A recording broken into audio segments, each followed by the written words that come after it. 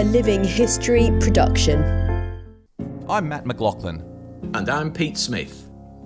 We're battlefield historians who love nothing better than getting out and walking the ground where great battles in history took place. And now we'd like you to come with us. Every week, BattleWalks will take you to one of the great battlefields of Europe. As we walk the ground, we'll dig through the pages of history. We'll uncover the secrets of the battlefields, and most importantly, we'll tell the stories of the people who fought and died there. Welcome to BattleWalks.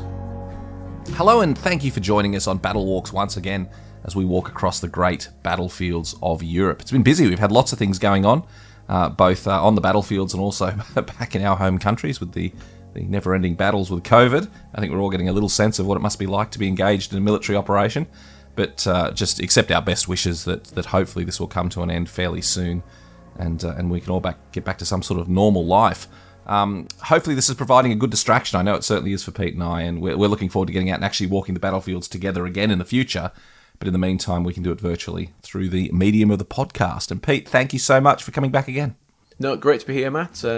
Next best thing to walking on the ground itself. This is one of our favourite places to walk to, I know, for both of us. We're going to continue a walk that we started many, many weeks ago. Go back and listen to the first part of our walk through the town of Ypres in Belgium. It's just an iconic place, one of my favourite places on the battlefields. I know it's close to your heart too, Pete. And this is the second part of that walk. We're going to explore probably a few of the lesser-known sites in sort of the back half of the town. It's a great spot, isn't it? Oh, it is, and as I've mentioned previously, it's probably the place that I miss the most in this period that we're in now of non-travel. Having normally go there at least once every couple of weeks, to be denied the opportunity to go there and take people around, really missing the place. As we mentioned in a few previous podcasts, we are going to launch tours from the UK as soon as the UK and France allow travel again. You will have the opportunity to travel with Pete Smith to actually walk this ground with him, which is going to be very exciting. So stand by. We'll make announcements. It'll be on the website battlewalks.co.uk, which hasn't actually launched at this moment of speaking because we're still putting the finishing touches on. But watch this space, and hopefully very, very soon we'll be able to run tours again, and you'll be able to walk that ground with Pete Smith if you're coming from the UK. So that's very exciting. But let's get started. Let's do a virtual walk around the second part of our Ypres walk. And Pete, we're starting where we finished the last walk, which was in Ramparts Cemetery down near the Little Gate. So as I said, you probably want to listen to the first part of this, the first episode in this series from many weeks ago to make sense of it. But we're starting where we finished the last one in Ramparts Cemetery, and we ended the last walk on Ramparts Cemetery, so we don't need to discuss that. So Pete, where are we going once we've left Ramparts Cemetery? Well, we're going to carry on around the ramparts. So the moat is on our left-hand side. We've got a grassy bank, but it's a lowering grassy bank. So we were fairly high up on the top of the ramparts. As we move along and get to where the ramparts will eventually disappear, because they were removed around this side of the town. But for the next few hundred meters, we've still got a walkway, and we're going to be looking at something which is fairly unusual, really, and most people don't even notice. But there are two blockhouses on top of the ramparts, and so that's where we're going to stop next, in front of these two pillboxes. Blockhouses, pillar boxes. What do we call them? Interesting, I read an article recently that was actually looking at the history of the names of these things, and apparently it started off as a pillar box. And if you imagine a British pillar box, where you post your letters, it's got a slot at the top for putting your letters in. That's where the name came from, this pillar box, but it was very quickly changed to pillboxes. And so we see pillbox is the term that we generally use nowadays.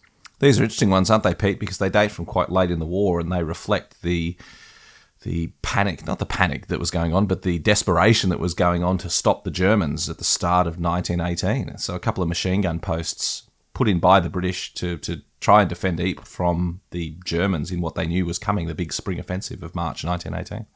Yeah, these are very interesting, actually, because these were kit form pillboxes designed by a chap called Sir Ernest Moyer, who was in the Ministry of Munitions, and he basically designed something that could be built elsewhere and brought to the front and clipped together, and more concrete poured to protect it, and that's what these were. They were brought by the Royal Engineers and built where we see them now. Interestingly, they were actually used used. You won't imagine that everything near Ypres is too far behind the lines, but in 1918 these were actually saw combat. The guns were fired from within them, and they also took a lot of counter battery fire and machine gun fire from the Germans. This is in 1918 during their spring offensive.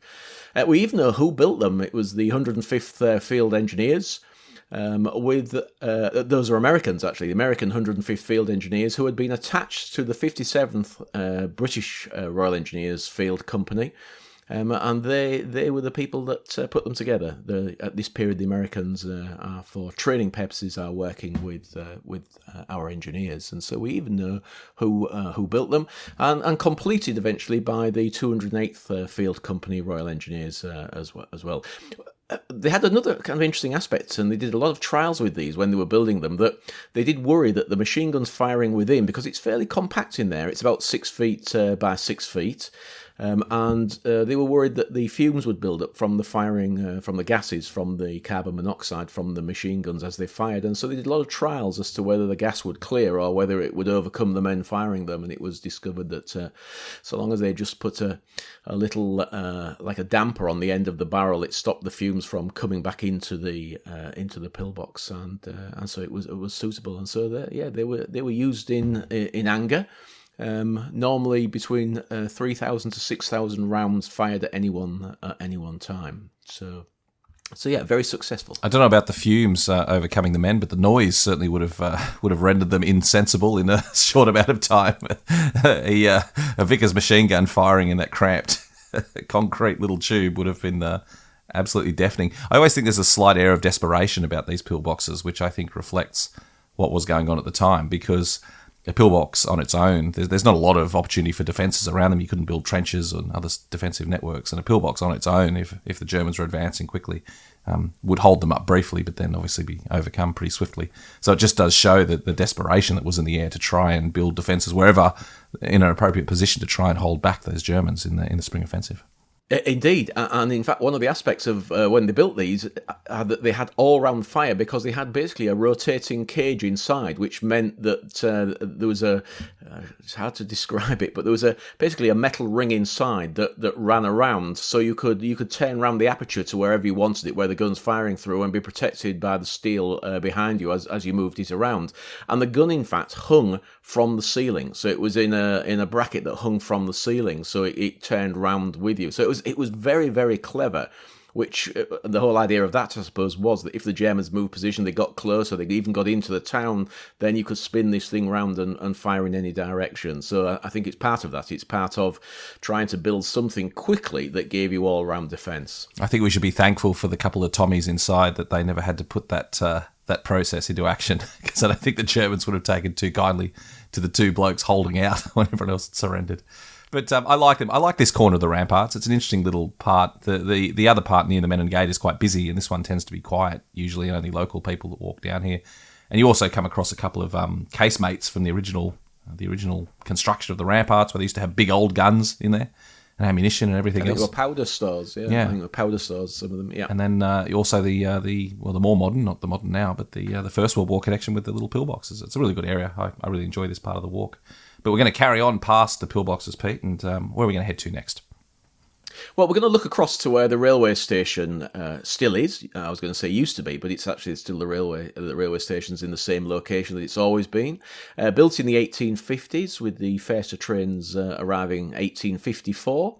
In 1870, connected to the main line, so you could actually go all the way into France. No longer, sadly. Well, you can, but in one direction, so I better describe. In one direction, effectively, it's going to Kortrijk, and the other direction, it's going to Poppering. So it's only a very local, short line, and you have to change trains to go almost anywhere else.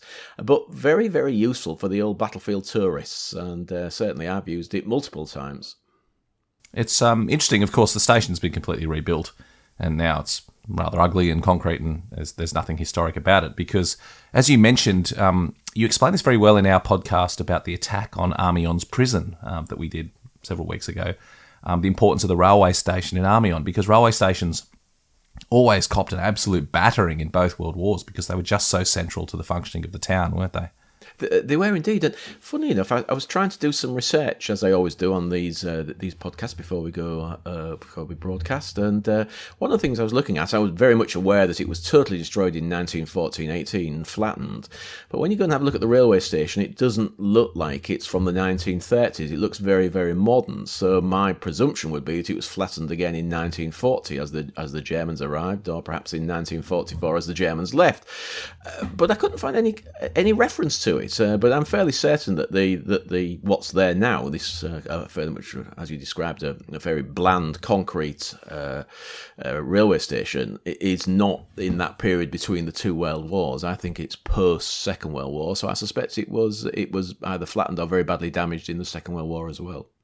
Interestingly, there was between the wars a British tank stood in the square outside the railway station. I've seen photos of this tank. I'm standing there as a bit of an impromptu monument to the men who served there, because of course this is where a lot of tanks were brought in that served in the salient. They were unloaded at the railway station, but presumably it wasn't there in photos of the Second World War of the railway station. So presumably the crafty Germans took it away when they occupied the town and scrapped it for the metal. It's a great shame. They scrapped most of the relics that had been scattered about the whole battlefields. I'm not just even talking in Ypres or in fact Belgium, but there were relics that your 1930s tourist or pilgrim to the battlefields would have flocked to go and see. Barrels of guns and tanks and all sorts of the bits and bobs left from the battlefields, and in most cases the Germans hoovered those up and melted them down for scrap. Well, we're going to walk down now the Ramparts end, and we're going to walk off the Ramparts. We're going to take a right turn into Elverdingsestraat. I think I've got the pronunciation. How did I go with that one? I know we struggle with the French pronunciations, Pete. How about the Flemish ones? Yeah, no, it was good. It was probably better than my attempt, and I was kind of hoping you were going to say that. Elverdingsestraat. I love the names of the towns in Ypres. Yeah, so we're going to turn into the street, and we're going to walk along here.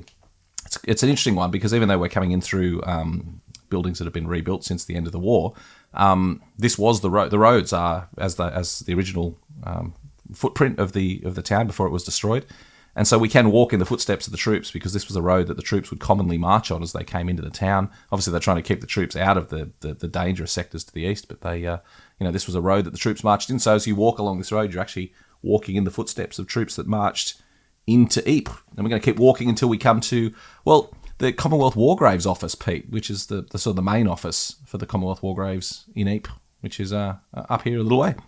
Yeah, well, we were just having a chat about it, and because the Commonwealth War Graves have been changing quite a lot of what they do in recent years, and I had to check to make sure that it still is. It was always known as the Northern Europe area headquarters of the Commonwealth War Graves.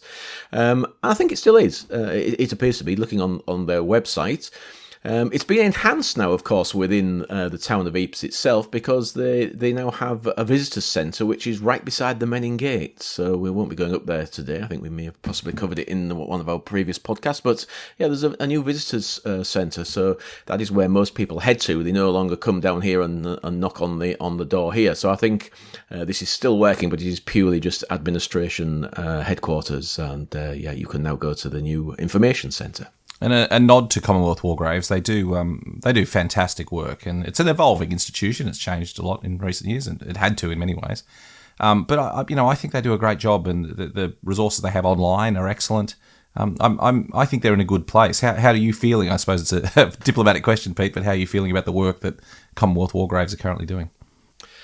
That would we could do a complete podcast on the Commonwealth War Graves, and we may do that by itself. They do a good job. I mean, you don't have to look at the cemeteries; they're just superb, and they've got a lot on their plate, and of course they're on a fairly tight budget as well. So yeah, I think they do a superb job, and they're broadening what they do considerably with a new. What do we call it? Information Centre in Arras. It's not called an information centre. No, it's called the CWGC Experience at their headquarters in Arras. That's their international headquarters, or at least their European headquarters, isn't it? In Arras. So it's where they cut the stones worldwide. So all of the stones for worldwide are cut there. So we're going off on a tangent here, but it's they do a fantastic. We need a little chime or something, or a little bugle call or something. A little. What are they called in radio? They called it a sting when they do a little announcement before you go off in a new sector, something like, Pete's Tangents. Yeah. But they're good. They'll love them, Pete. They're my favourite part of the podcast. So please carry on. So yes, Commonwealth War Graves experience in Arras is well worth seeing. Yeah. So it is indeed, and they're doing an excellent job, and interesting. I was just thinking about something as we were talking about the cemeteries. For those of you that have visited and do come to the cemeteries on the Western Front, have a look occasionally, because you'll find that the old Commonwealth War Graves gardeners, sadly, when they passed, they are buried amongst the soldiers. You will find in the corners of the cemeteries a slightly different headstone, and it'll be one of the gardeners, because a lot of them asked to be buried amongst the men that they were caring for. So it's one of the things I try and point out is when we know there's a gardener buried in this military cemetery, to go across and go and have a look at him. It's some of those connections are wonderful, with the people, particularly between the wars or during the Second World War, who still worked in the gardens. Wonderful stories about these men who were still committed to the graves long after the fighting had ended. And look, I do want, the Commonwealth War Graves is changing, and some people like it and some people don't. The one thing I always find wonderful about the War Graves people is just how approachable they are. You can go and knock on the door of the Commonwealth War Graves office and say, look, I'm just in town for a day or two. Can you tell me where my great uncle is buried, or is Tynecott open, or where can I get a cup of tea at this cemetery? And they are very accommodating, and I found that across the world. When I've been in Turkey and Gallipoli, calling, always just having a chat to the War Graves gardeners or the people that work there. They're very, very approachable. They're very respectful that their job is to preserve these memories in these cemeteries for visitors like us. So they're always very approachable and very lovely people. And we should add, indeed, I agree with all of that, and we should add, of course, that at Tynecott and also at Ypres on the Somme here, that they now have interns who are there permanently in normal times, I should add, to help you find what you're looking for. So they actually employ people now in those two sites, Tynecott Cemetery and at the Ypres Memorial on the Somme. Well, so definitely call into the Commonwealth War Grave office if you're walking down the street. You can just have a chat and tell them the good work they're doing. And definitely if you need information about the cemeteries and the places you want to visit, of course they also do a wonderful job online. So if you go to cwgc.org, you can find absolutely everything you need to plan your trip to the battlefields long before you leave home.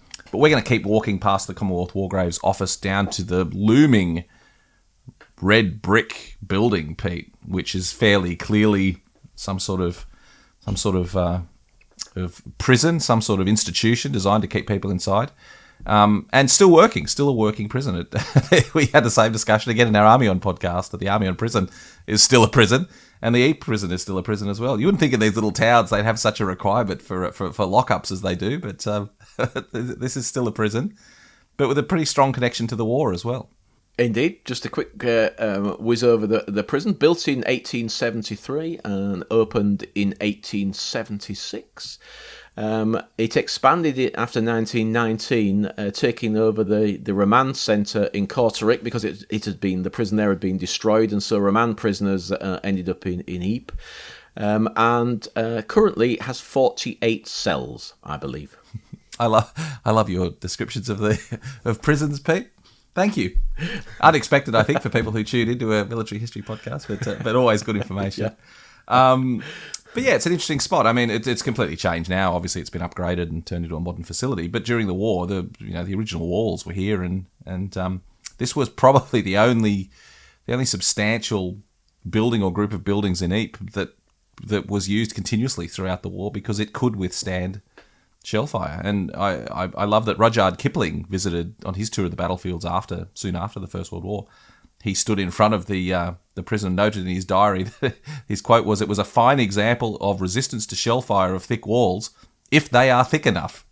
So it's not particularly scientific, but if you want to build walls that will resist shellfire, just make them bloody thick. That was effectively the takeaway from his visit. But yeah, but it was used for medical facilities. It was used to store things, headquarters, you name it, was in there at one time or another. Do you have information, Pete, about how it was actually used during the war? Well, I think the most important person that was based there was the town major. So for those that don't know what a town major is, he's effectively the military mayor. So he's the man that basically runs the town for the military. And if the civilian population is in place, which for most of the war it was not, but for those locations where they were, then the town major would actually deal with the mayor, and they would work together and just organising things like which buildings are going to be used as barracks, which buildings are going to be off limits to certain troops, and which direction the flow of traffic would come in. They would also organise the military police in the town, and so the town major, fairly important job. He doesn't actually have to be the rank of major. It was just a title known as the town major, and he based himself in the prison. The other thing that was in the prison, probably most notably, was a very large, really an advanced dressing station. I was going to say a hospital, but we're a bit too close to the front line, so we'll say a dressing station. And giving treatment to men who had been treated initially on the battlefields, in the casualty clearing stations and the regimental aid posts. And they'd been brought back here, and it was from here that they would have been sent by ambulance or road or rail back to even larger hospitals near the coast. Because of that, you can imagine a lot of very badly wounded men were coming in, and sadly, large numbers of them died. And so 3 cemeteries were established near the prison buildings to accommodate the bodies of men who died while being treated in the dressing station. And interestingly, the largest of these cemeteries was simply known as the cemetery north of the prison. And so at the end of the war, there was a lot of bodies buried in these three cemeteries, and they were consolidated, which is going to be a stop we've got coming up on the walk. But the interesting anecdote about that is that they renamed them, of course, because they felt that the families wouldn't like the thought of the word prison being used in the name of the cemetery where their loved one was buried. So the cemeteries were renamed to Ypres Reservoir Cemetery, which is actually where we're going to head next. But before we get there, Pete, any last things to say about the prison? No. Excellent.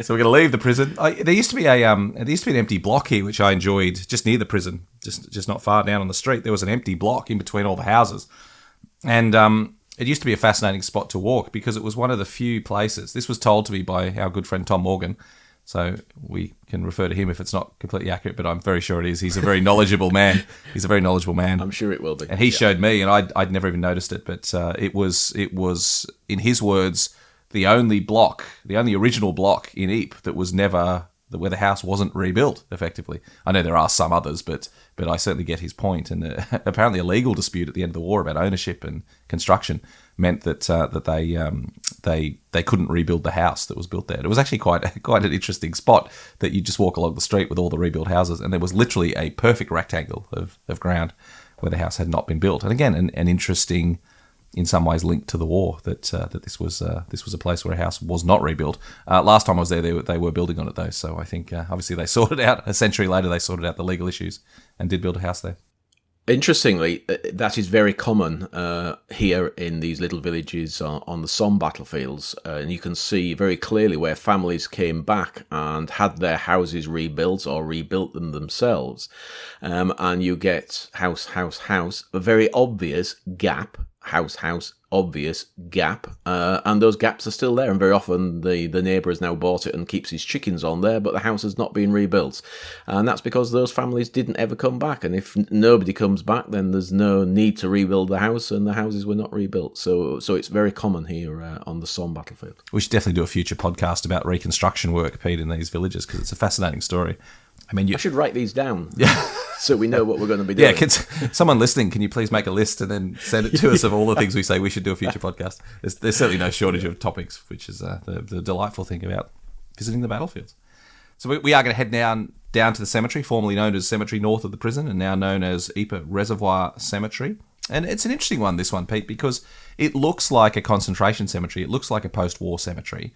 But of course, as we've just discussed, it wasn't. It was begun next to the hospital during the war. Contained a lot of graves too, over 1,000 graves in this cemetery by the end of the war. That's a big old number of graves for a wartime cemetery. It is, and you have to actually look and think, well, this is actually in the town. I wonder what was here previously. So it must have been open parkland previous to being turned into a cemetery, because you've got to literally bury all the soldiers. There was obviously some concentration, but it's concentration, as you mentioned, of other cemeteries close by. So that's the only concentration that takes place.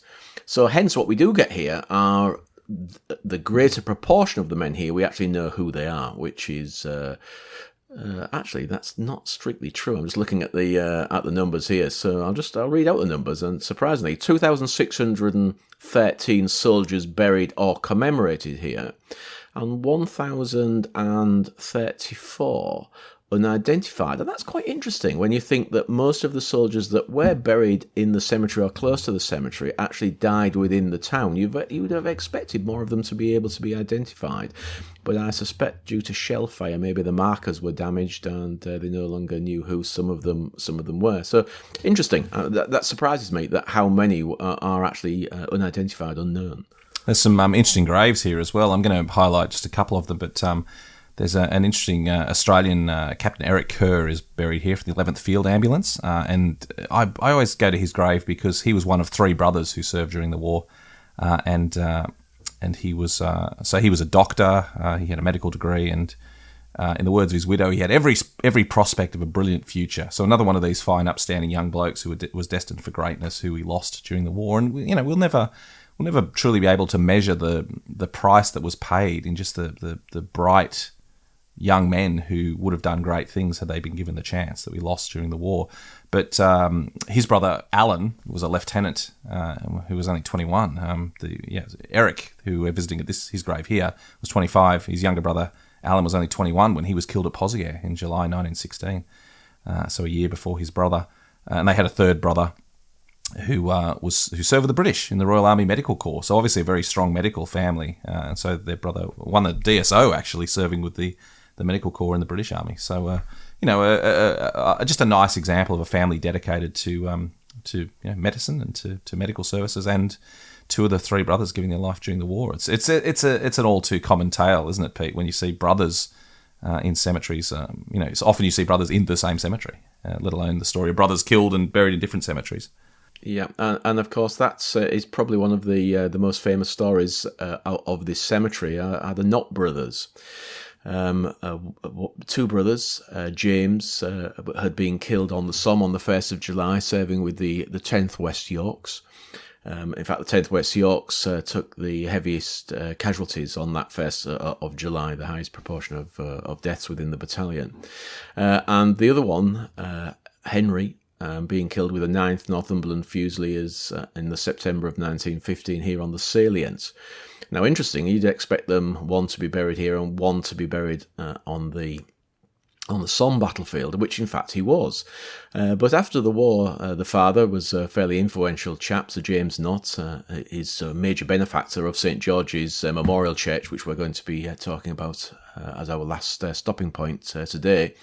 And I have to say it like this because I think there must have been an element of this. He put pressure on the Commonwealth War Graves to have his brother exhumed and to be moved to have both the brothers, to have his son, should I say, exhumed and to be interred alongside his brother. And that happened, and they're brought here. But I just find it terribly, terribly irritating. I can't help it, but I do. Is that they're not side by side, and you think that with all that pressure and all that effort in exhuming James and bringing him all the way from the Somme to Ypres and burying him, that they would be side by side, and they're not. We often describe them as being side by side in the cemetery, but you only have to go to the cemetery to look, and they're not together. And I think that's a great shame that they didn't manage to actually to get them together in the cemetery. But it's an interesting story because the Commonwealth War Graves didn't really do that. They didn't move people about. You can imagine if they'd started doing that, because there were lots of brothers killed, thousands of brothers killed, pairs of brothers or more. And of course, the families would all quite like to have them buried together. And so it was something that the Commonwealth War Graves didn't do. But in this case, I think it is because of who he was able to bring pressure to bear and had his two sons buried almost together. It's a very a rare occurrence. Commonwealth War graves did not move graves. They had thousands and thousands of requests to have graves moved. Exactly this sort of thing. Oh, his brother is buried in another cemetery. Can we have them brought together? Family members just simply, people wanted them to be buried in different cemeteries than they were. They steadfastly refuse all requests. This is, I don't know of another one, Pete, where it's demonstrated that they that after the war they actually went through with this. Do you know of any other examples of where they moved graves at the request of a family?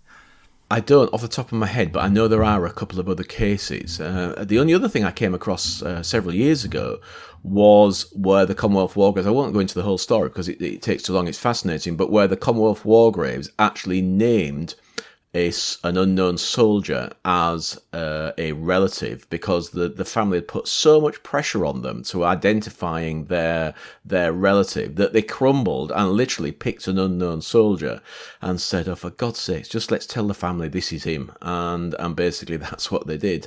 And it just makes you wonder, how many other cases there are like that where they crumbled under pressure. This one only came to light. So I'm in danger of telling the whole story here. This one only came to light when research was done in recent years on this grave because somebody believed that the naming was wrong, that this grave belonged to another person. And utterly bizarrely, they were able to prove that the person buried there was in fact somebody else. And in doing that, they discovered the story. And that's why we know the story of this name just being added to this grave. I didn't explain that very well, and it's too complicated to explain in this. I can feel another podcast coming on. But it is an interesting story. No, I think we understood it, Pete, and it's fascinating story. Again, the little pearls of information that I didn't know. I wasn't aware of that at all, and just extraordinary some of the politics that went on with these things. Yeah, exactly. Yeah, it's there's also a British Victoria Cross winner buried in this cemetery, and fairly senior. Do you have his details? Yep, Brigadier General F.A. Maxwell, VC. He had actually, if I remember rightly, he awarded his Victoria Cross during the Boer War, so he wasn't awarded it during the First World War. And he died of wounds on the 21st of September 1917, aged 46. So, relatively speaking, for a lot of the young chaps, he was getting on a bit. I haven't got the details of actually where he was killed, but I suspect by shellfire. But I don't know off the top of my head. But one of those things to note again, a brigadier general, that is a high rank, and the numbers of generals that were killed during the First World War, just extraordinary. And again, let's do everything we can to shatter this myth of the chateau general, tucked up safe in his warm chateau while his men were out in the mud dying. It's just not true, and the numbers of very, very senior officers that were killed in the First World War are quite extraordinary, and Maxwell is an excellent example of that at Reservoir Cemetery. So definitely visit his grave while you're there as well. We are going to leave the cemetery now and head down to the last stop on our walking tour, which is just down the road a little bit further, St George's Memorial Church. A lovely little place, Peter, quite extraordinary little place, a church that was built in the 1920s really for two main purposes, I think you'd say, for families and war graves workers who were British. So it's a Church of England church. So for the families of British war graves workers who were in Ypres doing the work of constructing the cemeteries and rebuilding the town, but also, of course, for the pilgrims that were coming over, the many thousands and thousands of families that came over. And I know we've talked a lot about these pilgrims, but it's a fascinating part of the story that the UK was fairly accessible to France and Belgium, and thousands of people came over after the war to visit the graves of their lost sons. Well, if we work on the theory that this is very broad brush, but 500,000 British and Commonwealth troops who died in the three battles for Ypres during the war, well, a larger proportion of those families will eventually want to come over to visit as pilgrims, and still do. They're still coming now. And many of them who were religious wanted a Church of England church. Of course, lots of Catholic churches, St Martin's, which we talked about in the first part of the walk around Ypres, very close. But a Protestant church, a Church of England church, extraordinary. There isn't another one in the whole area from where I live all the way to Ypres and beyond in both directions. No Church of England church, as you'd expect, really. You would have to say. It was necessary for those gardens. It was necessary for the pilgrims. and it just felt the right thing to do to have something in the town. And so there was a big campaign in the 1920s to have this church built.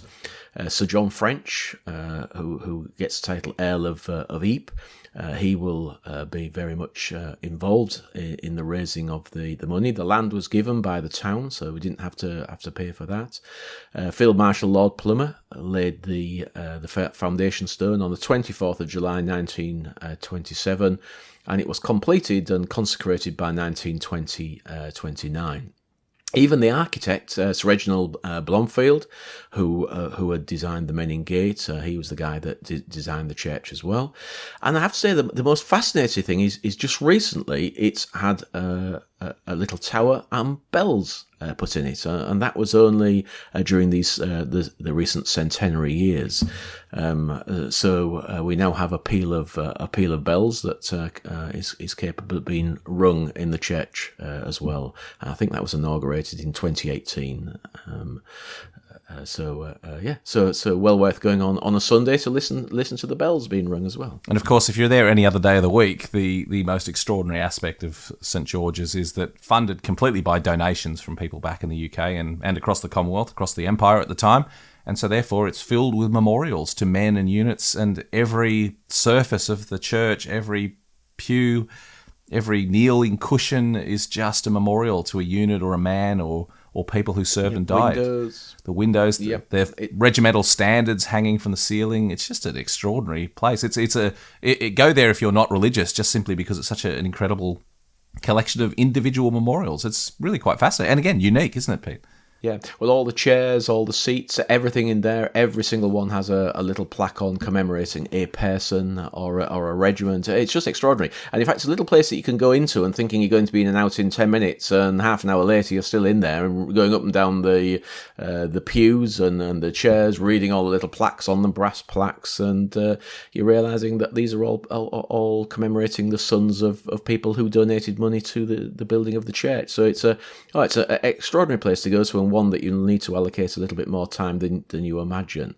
There's also an organ in there, and quite often, if you get the timings right, you'll find the organist practicing in there, and you can listen to the music. And they have services every Sunday. Sadly, not at the moment. It's not even open at the moment because of COVID, but normally opens at 9:30 and closes at 5, I think, in the summer, and at 4 p.m. in the winter. So I always try to pop in there. There's also a nice little thing. There's a very good bookshop two or three doors further down as well, which I always call in as well and have a look in there. It's a great spot. So pop a couple of euros in the collection box as well when you go in, just to help, because they do great work. There's a lot of good, interesting services. There's usually something going on there to commemorate the war, and it's just a really lovely little spot. Again, a unique spot on the battlefields, and really well worth visiting. That pretty much brings us to the end of the walking tour, Pete. Although I did want to say, as you head back to the main square, I'm actually throwing this at Pete. We didn't even discuss talking about this, but there's on the right is something I think we should discuss just before you get back to the main square. Is a town memorial, a town war memorial, which I always thought was a memorial to Belgian troops who had been killed in the area. But it's a little bit more than that, because it's called it's the Victims of War Memorial. It's quite beautiful. It's got sculptures of Nike, the goddess of victory, placing a wreath on the head of a dead Belgian soldier, and a beautiful Belgian lion crouched on it. It's really quite an extraordinary memorial. And I was doing some research about this recently, and found that it's actually got quite an interesting story, because it says that it's dedicated to the soldiers and the civilians of Ypres that were killed during both World Wars. But a quick glance at it demonstrates that almost every name on it except for one is a male name, so it can't be to the civilians of the town as well. The only female name on there is a nurse who is buried nearby in a cemetery nearby. So it certainly does suggest it's a military memorial, and perhaps just like the memorials in the little villages of France, perhaps it's just simply a memorial to the men from the town who went off and were killed during the war. But quite an extraordinary memorial, Pete. Easy to miss. Yep. Yeah, it is. Well, it's easy to miss until you know it's there because it is, as you described it, it's big. It is a big bronze memorial and is interesting. And I think you're right. I think the names on it are those of the chaps that sadly left the town and didn't ever return. But I think its secondary use, even though it doesn't say so, is commemorating the townspeople who also died in the town in both World Wars. And one of the things, I'm not sure if we mentioned it in the first podcast, but sadly, over 200 of the townspeople died during the Second World War as the Germans arrived in 1940. So yeah, there was a considerable loss in the Second World War as well. Well, this takes us back to the main square where we started the first walk around Ypres, and great opportunity to grab some souvenirs and chocolates in the shops, and then settle in one of the best part of visiting Ypres, settling into one of the beautiful bars and restaurants on the main square for a wonderful meal and several large glasses of Belgian beer. It really is a lovely place. In late summer, as the sun sets and the people scurry about the market square, just a wonderful place to sit and reflect on a great day on the battlefields. And just an extraordinary place. I love Ypres. In case you can't tell from the tone in my voice, I love Ypres. I always enjoy going back there. It is my favourite place to go on the battlefields, and I feel very strongly connected with the town and its people. You must, even more so, Pete. Well, I mean, your description of sitting on the square is spot on because there's also always something going on. You often find that a brass band will have set up in the square, or there'll be an orchestra or something, and even beach volleyball you get in the summer. So you just never know what's going to be going on. It's a very public place. It's also a car park, as you'd expect, but it's a public space, and there's always something going on. And even if it's just watching the people, as most people do, you sit down in the bar with a nice cold beer and watch life pass by until the late hours. It's a great place. Beach volleyball in the summer and Christmas markets in the winter. It's a really lovely place. So as is the whole town. Pete, it's been wonderful. Thank you once again for walking with us on this battlefield walk. Yep, looking forward to actually getting back there in real life. Thanks, Pete. See you next week.